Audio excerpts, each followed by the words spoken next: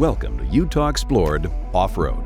On each episode, we take you across the state to explore Utah's best off-highway vehicle trail systems. Along the way, we meet clubs, organizations, and individuals that have been essential in preserving, maintaining, and promoting trail access. We'll join them on personal guided tours of their favorite trails as they take us to unbelievable locations you won't find at the end of a paved road. Together, we'll learn how staying on designated routes, sharing the trails with fellow users, and following OHV safety laws is vital to protecting the incredible riding privileges we all enjoy. From dirt bikes to snowmobiles, side-by-sides to ATVs, Utah Explored Off-Road is your exclusive guide to everything you need to know about riding here in Utah. Coming up on this episode of Utah Explored Off-Road, we learn about the history of off-road vehicles and the influential people that have made the Utah OHV program a success. We'll meet with Chris Haller, the Utah OHV program coordinator, to learn about the program and why it's such an important asset to Utah OHV enthusiasts. Then, we stop in to meet with Scott Buchanan, the second Utah OHV program coordinator. We take a trip down memory lane with Tommy George to talk about the evolution of off-highway machines. We'll discuss the history of the first machines and how riding styles have evolved over the years. To end our journey, we pay tribute to Fred Hayes, an inspiration to off-highway vehicle use, Utah State Parks, and the Utah OHV program. Join us as we learn about the history of off-highway vehicles and the influential people that have made the 50th anniversary of the Utah OHV program possible. On this episode of Utah Explored Off-Road. The Utah OHV program is celebrating an important milestone, its 50th anniversary. The program has developed and coordinated over 80,000 miles of designated off-highway trails. This program helps educate off-highway riders how to stay safe on the trail, while providing rules, riding regulations, and actively working to protect our trails. We join Chris Haller, the Utah OHV program coordinator, to learn how the OHV program has evolved over the past 50 years. I'm Chris Haller. I'm the State Off-Highway Vehicle Program Coordinator. I got the best position in the whole state. When you do something that you love and admire, it's not a job, it's a position. And so I've been honored to be in this position now for over a dozen years, and I've spent 29 years with the Division of Parks and Recreation. Accessing our public lands is one of those items that the majority of people want to experience, and we experience that in different forms. And one of the most popular forms that we have here in the state of Utah is the off-highway vehicle program. That motorized recreation is critical because it provides access to our public lands. So the OHV program was founded based upon some of those visionary people at our legislature, and they laid out the 1971 Off-Highway Vehicle Act. And so what that did is that began to plan and strategize and work cooperatively over the years, from single track operation to 50-inch type trail systems, now to 66-inch, to snowmobile trails, to those in addition to that where we're educating youth. And so those people that were early on in the off-highway vehicle education are now adults. They may even be grandparents because it's been around for 50 years. And so they are able to share that with their grandchildren and their children. And so it's a very family-oriented type sport. And I believe that's one of the things that really promotes what we have here in Utah and why it's such a successful destination location for a number of people. The program is also made up of volunteers. Different clubs across the state, whether it be a snowmobile club or a UTV club. Each one of those different types of clubs and volunteers make the program. It's not myself, it's not the other staff members. It's the people that register their machine or those people that come from outside the state and purchase a non-resident permit. It's their program. We just get the opportunity to be a part of it. You know, I'm just excited that the program's 50 years old.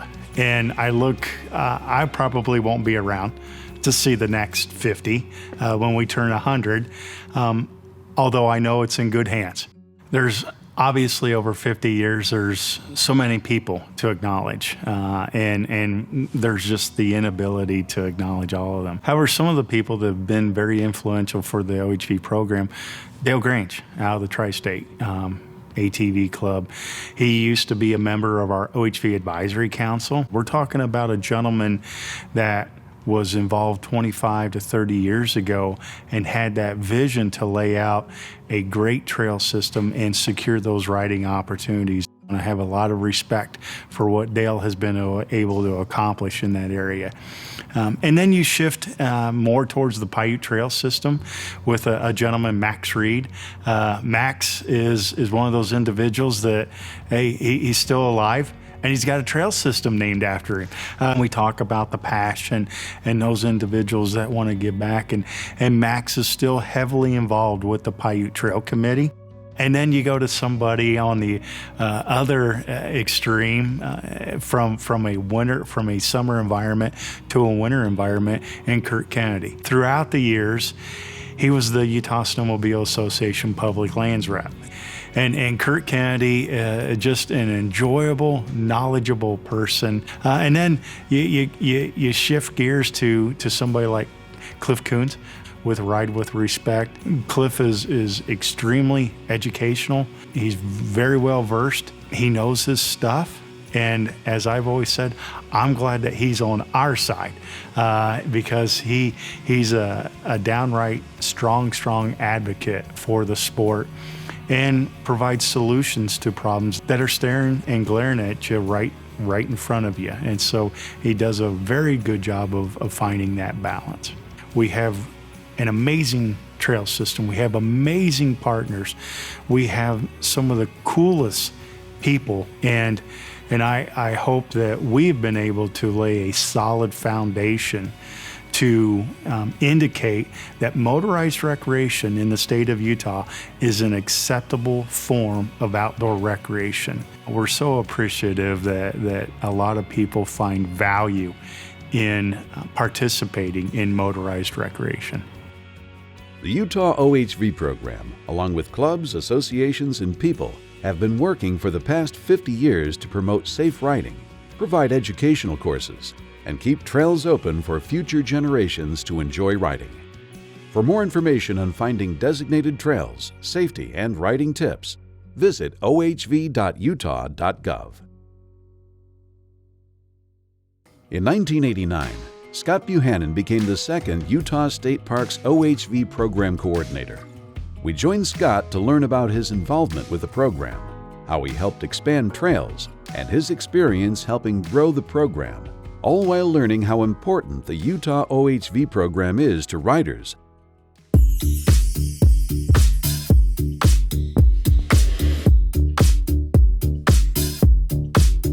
The OHV program for Utah is important because it was the Wild West. If I had wheels, I was going to go where I wanted to go. They did not have the best reputation. If we can't fix the problem, we gotta shut the lands down. It basically closed all our public lands unless they were designated open, which is an entirely new concept and was very difficult to educate the user on. They thought that was a negative. But if you go back, it was a huge paradigm shift. It was a very challenging message to convey to users.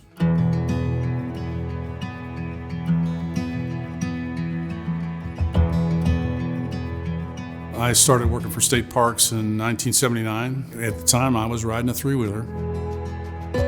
In '85, I moved into Salt Lake in the program office and deepened my involvement more with the OHV program. And I was fortunate enough to be coordinator in 1989 and 1998. We spent time in the areas around us, other states, finding out their best practices, from Idaho to Wyoming and Colorado, and gathering their best practices for winter and summer programs and implementing them here in Utah.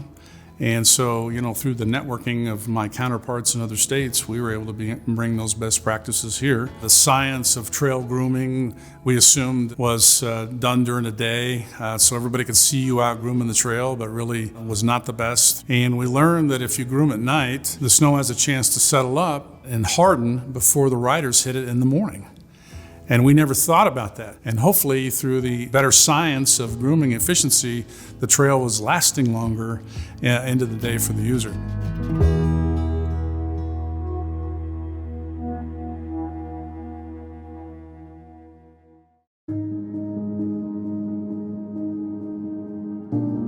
I just recalled we were on the Paiute Trail, and there was a section of the trail and a series of switchbacks that go down into Circleville.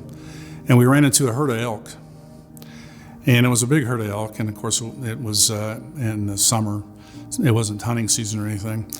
And they never moved a muscle. And the switchbacks went right through the middle of the herd. And I mean, where else could I have seen that? It was spectacular. And as long as we kept moving, they didn't care who we were. Why not be able to share that as a family, as friends, as a club? It's just fantastic.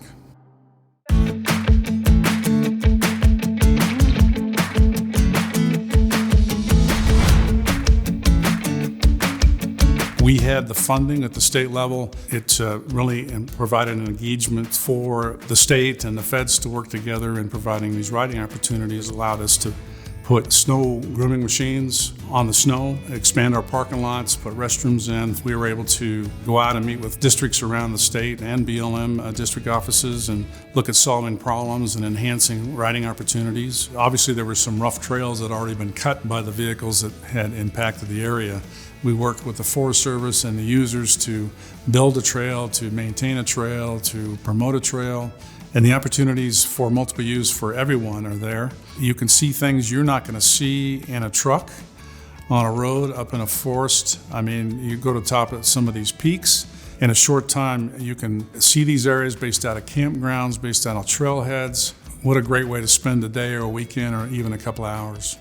Gets us out of our urban setting. It gets us to enjoy the outdoors. I think that's the benefit. We all need a release mechanism. Some play golf, some go boating, some hop on an ATV or a motorcycle or a side-by-side, and that's their form of recreation.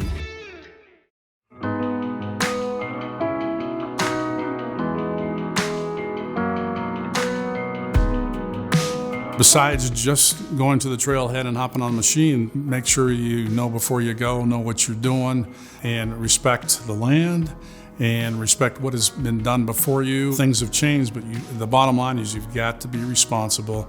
The population is going to grow in Utah. Hopefully those moving here and growing up here become responsible users, and they're able to protect the lands and preserve that opportunity.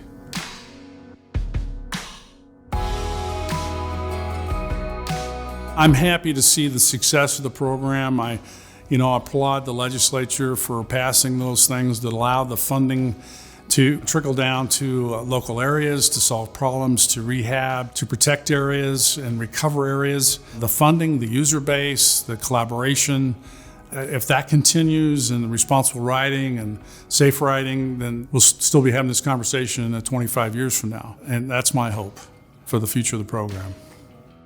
For 50 years, there have been many people who have helped build and grow the Utah OHV program. Scott was one of those people. We learned about Scott, what the program was like when he worked as the coordinator, and how the program has grown over the years, and how far it has come. To learn more about the Utah OHV program, visit ohv.utah.gov. Do you want to learn about more amazing Utah places to visit? Utah Explored is your personal tour guide to all the amazing places, unique activities, and one-of-a-kind destinations that only Utah has to offer. Each week, we take you on a guided tour of places you can only experience here in Utah. Check out our other videos and watch full episodes free at utahexplored.com. Off-highway vehicles have evolved and continue to evolve over the years.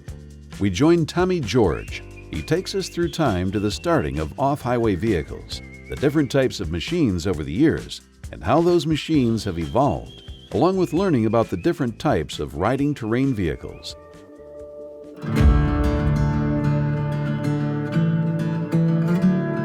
My name is Tommy George, very actively involved in off-highway vehicle use and very passionate enthusiast. My father made a deal with me when I was about 7 or 8 years old that as soon as my head would touch one of the countertops in the kitchen, I got to have a tote goat. For those of you that know what a tote goat is and are old enough to still remember that, it was probably the most crudest form of an off-highway vehicle that's ever existed. And so every day I would run home from elementary school and stretch to see if I had reached that magic point. And luckily it finally happened and started me on a path down a very enjoyable time of being an enthusiast in our state. We're so lucky based on the diversity of the type of riding that we have. I don't really know that there's another place in the United States that really offers that level of diversity all in one state.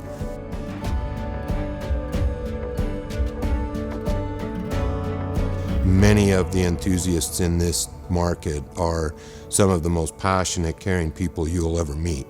Not just about what we ride and how we ride it, but also about the environment and what's important to protect our rights moving forward to be able to ride.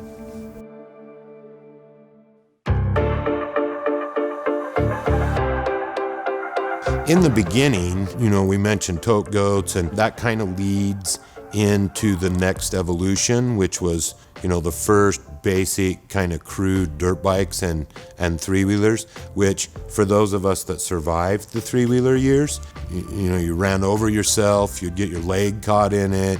The federal government got involved because it was so dangerous it was going to hurt everybody. You saw that kind of evolve into much greater technology. 30 years ago, you would have never thought to take a three-wheeler some of the places that we're able to take a modern side-by-side right now.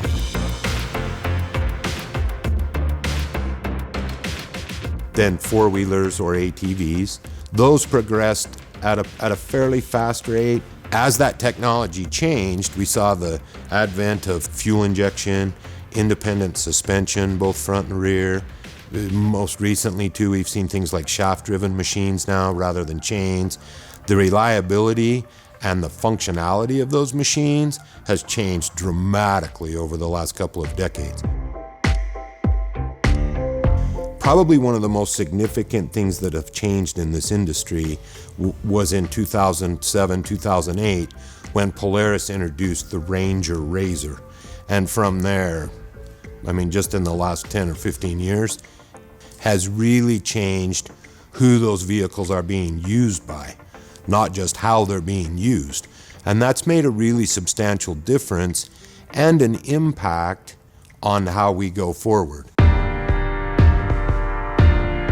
Another thing too, once we enter the electric arena, you're going to see phenomenal amounts of horsepower. That combined with some of the suspension technology and the safety technology that we already have in place, I'm really excited about where that's going to go.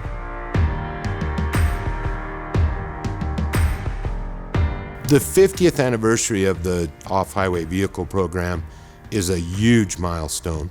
We as enthusiasts owe an enormous amount of gratitude to the Utah OHV program, all of the hundreds of people behind the scenes, the right to access for the maintenance of trail systems. That's all part of what's happened over the last 50 years. I'm really excited to see where this program goes. Technology will drive it, social media to some degree will drive it.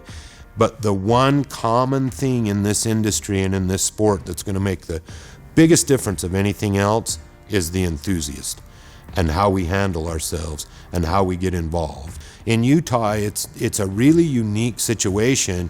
If you get to the South or the Midwest or Southeast, there are no public lands to ride on. We are given the opportunity with the public land that we have here in our state to go enjoy it. That right is not a guaranteed right. And as we grow and as this enthusiast base grows, we need to make sure that we're not just teaching our children and our grandchildren how to respect the land and respect the trails, but also fellow enthusiasts that are new to the sport. God's not making more land. It's really super critical as we move forward that we need to make sure that we're enjoying ourselves and we're enjoying the outdoors, but we need to also make sure that we're doing it with respect. Riding is becoming more and more popular for outdoor recreation. From the days of the three-wheelers to modern side-by-sides, off-highway vehicles, rules, and their riders continue to evolve over the years. You're watching Utah Explored Off-Road. Learn more about Utah's amazing trails, outdoor activities, and iconic destinations. Watch full episodes anytime at utahexplored.com. Fred Hayes' passion promoting and protecting outdoor recreation in Utah has positively impacted the lives of many generations of outdoor enthusiasts. Fred Hayes began his Utah State Parks career in 1982 as a seasonal park ranger aide at Starvation State Park, which has since been dedicated as Fred Hayes State Park in his honor. Over the years, he became the Utah OHV Program Coordinator and then promoted to Director of the Utah Division of Parks and Recreation. We'll join his son, Fred Hayes Jr., and others that Fred worked with over the years to learn about his life, work, and the everlasting legacy that will never be forgotten in the outdoor recreation community. It's pretty amazing what can happen when people don't worry about who gets the credit and just set out to do a project.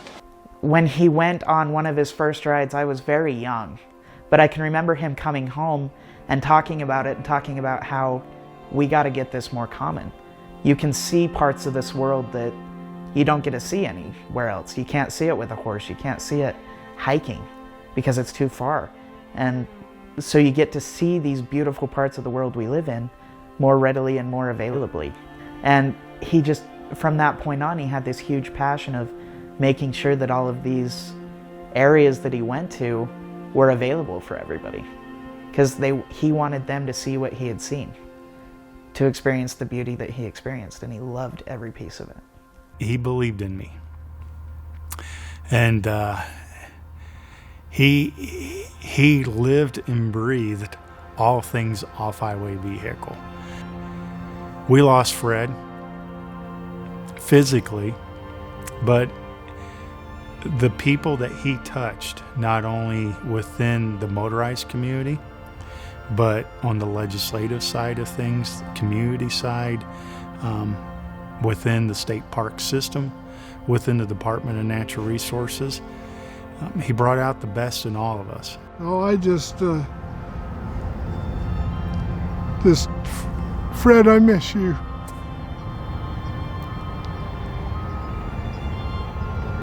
Fred left a massive legacy in state parks. His dream of more people having more opportunity, more often in state parks has come true. And he paved the way, set the framework, and it is happening now thanks to Fred Hayes. Well, of course, I'm a Butch Cassidy freak from the get-go. When I was little, I listened to my dad tell stories about his involvement with some of the folks that rode with Butch Cassidy. I mean, you can go down there and you can see that picture of him hugging Butch Cassidy and how that big smile on his face, and he only had that big of a smile when it was something he was truly passionate about and truly happy to have done. I think his favorite position he probably held was probably the OHV program coordinator, though, because it let him really be out with the people and helping people make their towns better and working with the Darren Bushmans of the world and stuff like that to provide money for trail development and for making the world more of a mixed-use place. Fred Hayes was a huge Butch Cassidy fan. He really loved the whole outlaw trail concept, and Fred saw the vision of restoring this site and really making it an attraction for Paiute County. Fred was integral to arriving at the funding that we use here in the restoration process. The funding actually came out of the OHV restricted fund to do the preservation and trailhead construction here. meeting with different county commissioners, the first thing he'd always ask is like, what do you want to do? What is something that you've always wanted to do? And people would be, well, what we can do with the money we've got now. And he'd always be, no, that's not what I asked. What do you want to do? What do you need to do what you want to do? And then they would spill out their dreams.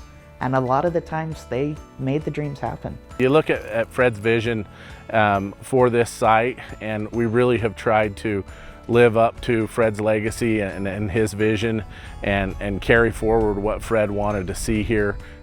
We keep thinking about what Fred's vision was of this site, and we'll continue to build on it and improve upon it. I just want to tell him thank you for all the lessons that he gave me. I am so thankful for all the lives that he touched and all the moments that he shared with people away from family as well as with our family. And just the legacy that he left behind is incredible. And that legacy is just amazing to me, to know that I can't go anywhere in this state without seeing somebody that says, well, you know what your dad did for me, and you know all these things that he did for us. And it really speaks to, again, how you can have an impact on this world even when you're just one person. Because even when it looks like it's just one person, it's not. It's a whole family. Even if you're not family, you're still a family. You're an OHV family. Fred made so many contributions to Utah's diverse and extensive outdoor recreation industry. His commitment to programs in the state parks he helped to flourish and expand. He had a love for nature, being with his family, and Fred will always be remembered for all of his leadership, contributions, dedication, and success he brought to Utah state parks.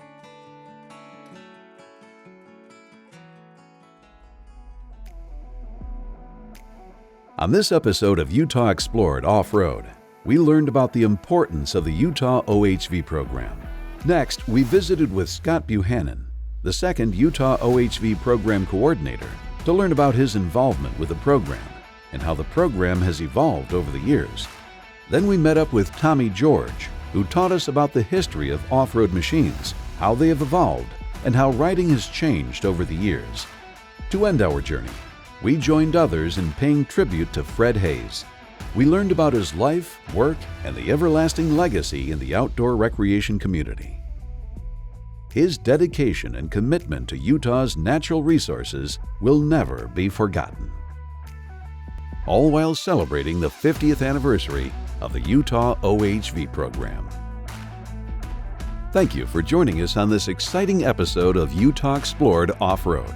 Join us for another ride in our next episode as we explore the history, destinations, and unique experiences you can only have out on the trail. We'll ride with more clubs, organizations, and individuals that have been essential in preserving trail access across the state. Get out there, get some dust in your teeth, and put some miles on your machine. But as always, do so with respect. Stay on designated routes. We all love to ride, so let's do our part to protect the riding privileges we have here in Utah. Learn more about Utah's amazing trails, outdoor activities, and iconic destinations. Watch full episodes anytime at utahexplored.com.